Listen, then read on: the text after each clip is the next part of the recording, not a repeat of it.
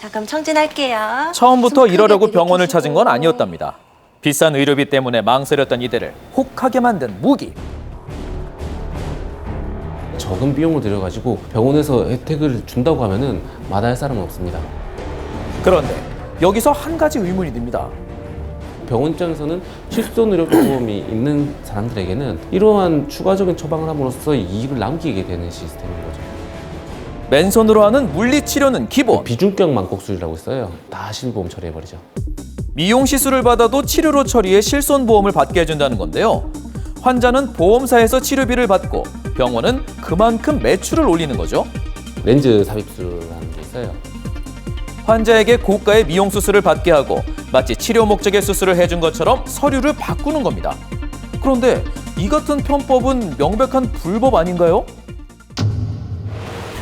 정말 잡혀가는 경우도 있습니다. 구속되는 경우도 있습니다. 보험 사기에 연루된 것으로 의심되는 환자들. 그들은 정말 몰랐던 걸까요? 10번에 뭐 100만 원 해서 하면 미용 치료 해줘요. 뭐 얼마를 돌려드립니다. 이런 경우에 나중에 보험 사기로 연루돼서 곤혹을 치르시는 경우들도 있어요. 그래서 우리는 자세한 내막을 알아보기 위해 직접 진료를 받아보기로 했습니다.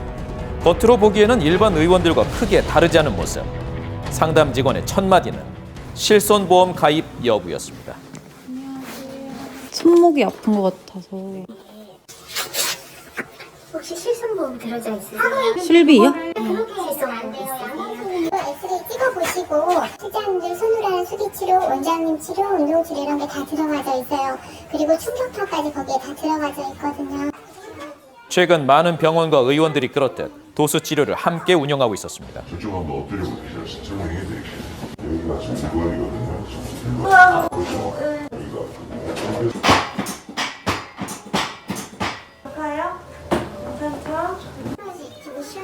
그런데 이번에는 주사를 권유합니다. 비타민D 검사해보신 적 있으세요? 아니요.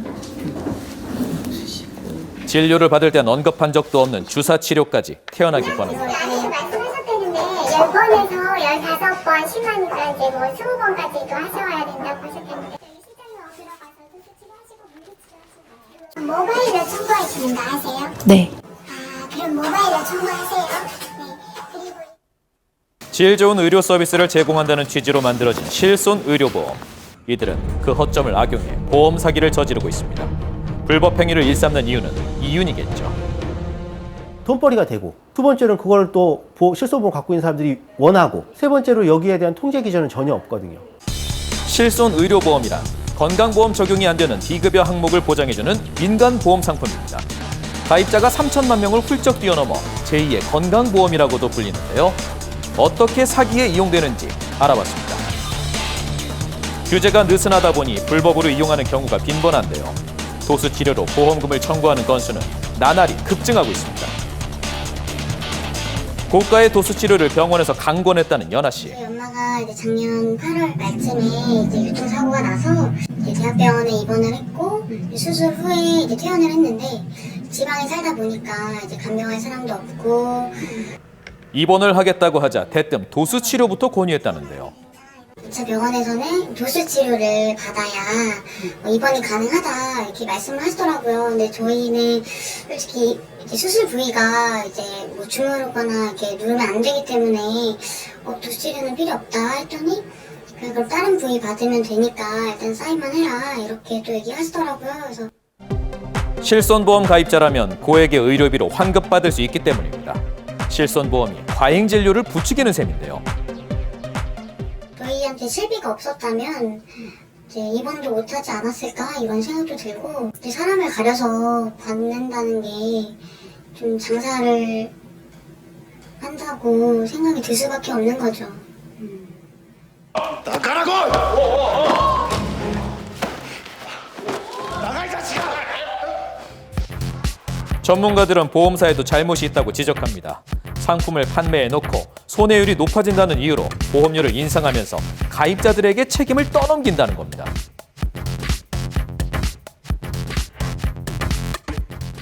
사실 막대한 사회적 비용은 맞고요. 그러니까 기본적으로 보면 과잉 진료로 인해서 불필요한 보험금 지급이 증가하게 되면 보험료 인상 요인이 되고요.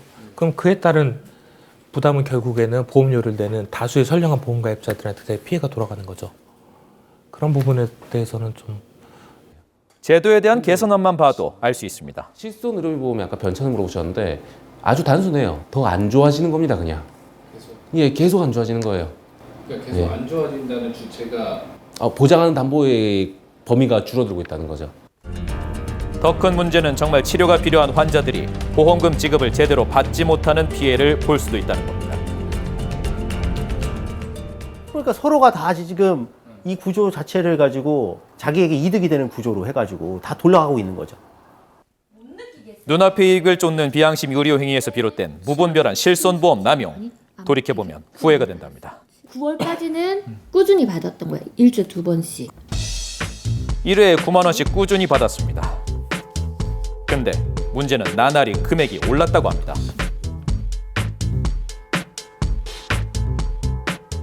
지금 다 나으셨어요? 안 나왔죠. 안 나으셨어요? 보험 사기를 저지르는 일부 병원과 당장 의료비가 적게 지출된다는 이유로 범죄에 가담하는 치료는 환자까지 열심히 받았는데 악순환을 끊기 위한 효과는 해결책은 크게 무엇일까요? 없었고, 돈은 제가 들어간 돈은 돈대로 썼고 보험료도 오르고 결국엔 병원만 돈을 버는 게 아닌가라는 생각이 들더라고요. 그렇죠. 정답이죠.